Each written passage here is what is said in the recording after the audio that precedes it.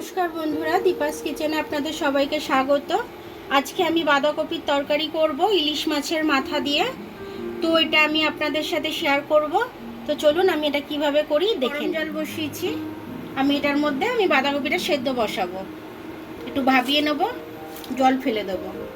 আমি একটু নুন দিয়ে দিলাম, একটু হলুদ দিয়ে দিচ্ছি।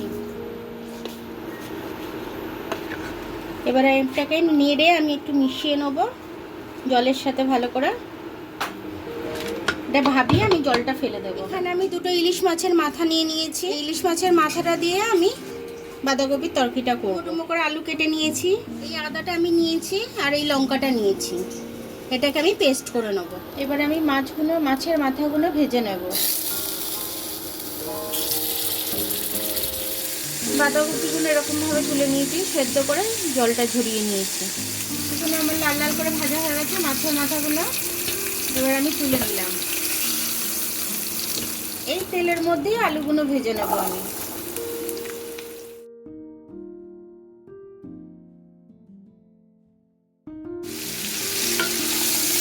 নুন হলুদ দিয়ে এটাকে আমি একটু ভেজে নেবো ভালো করে।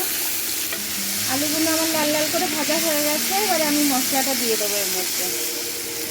আদা আর লঙ্কার পেস্টটা দিয়ে দিলাম, একটু জিরে দিয়ে দিচ্ছি অল্প করে, ধনে গুঁড়ো দিয়ে দিলাম অল্প করে, কারণ ইলিশ মাছের মাথা তো, নাহলে এই মশলা বেশি করে দিয়ে দিলে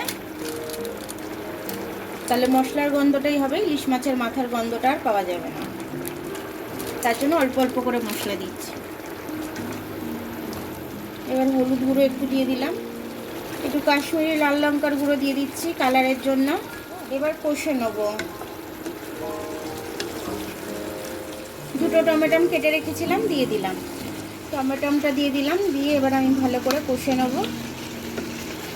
এটা আমার কষা হয়ে গেছে। এবার আমি বাঁধাকপি দেবো, দিয়ে দিয়ে অল্প অল্প করে কষবো।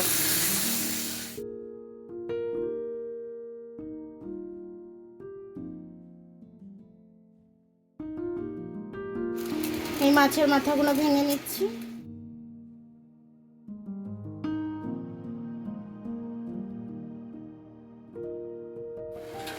এবার আমি জলটা দিয়ে দেবো।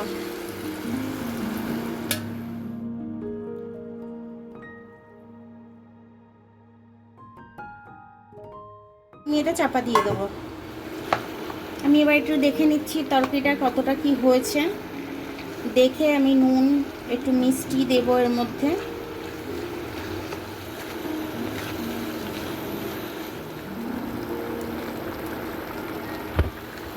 চিনি দিয়ে দিচ্ছি স্বাদ অনুযায়ী।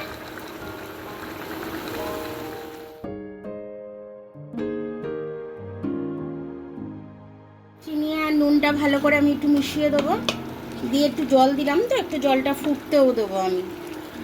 তারপরে আমি এটাকে নামিয়ে নেবো। এটাতে তো গরম মশলা দেবো না, যেহেতু ইলিশ মাছের মাথা দিয়েছি, সেহেতু গরম মশলা কিছু দেবো না। এমনিতেই খেতে খুব সেন্ট হয়েছে, খেতে খুব ভালো হয়েছে।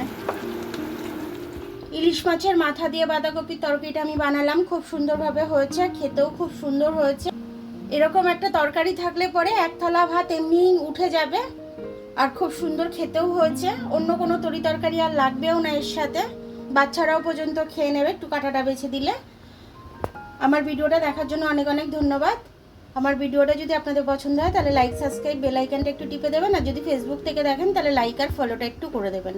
আবার কাল দেখা হবে নতুন রেসিপির সাথে। ততক্ষণ আপনারা ভালো থাকবেন, আমি আসছি।